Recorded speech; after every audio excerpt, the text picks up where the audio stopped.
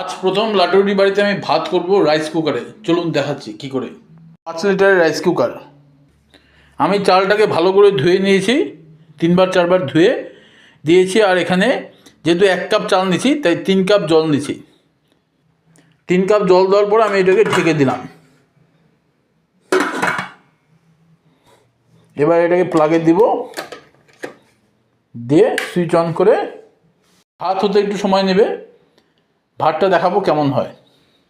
ভাত কেন করছি তার কারণ হচ্ছে এখানে একজন আছে, আমাকে ভাত দিত রোজ দিন, ঠান্ডা ভাত দিত, মাংসের ঝোল খুব ঝাল থাকতো, অনেক অনেক প্রবলেম ছিল। এবং তার জন্য সেই বাড়িতে পৌঁছে দেওয়ার জন্য আগে 100 টাকা নিত, এখন 150 টাকা নিচ্ছে। এরপর হয়তো আরও বাড়বে। সেদিনকে বললাম কত দেবো, 150 দাও, মানে আরও হলে ভালো হতো। তাতে নিজে যদি বাড়িতে রান্না করে খাও, আমার মনে হয় ওটাই বেটার হবে। তাই জন্যই আমি লাটুরি বাড়িতে এই রান্নার প্রচলন শুরু করলাম আজকের থেকে।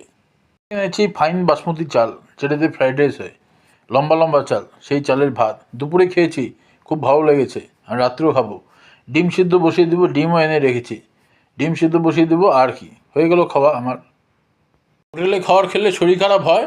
আর লাটাগুড়ি হোটেলে যার খাবার খুবই নিম্নমানের, তাতে নিজে বাড়িতে বসে সিদ্ধ ভাত খাও, অনেক ভালো। তাই জন্য আমি এখন থেকে বাড়িতেই সিদ্ধ ভাত করবো এইভাবেই।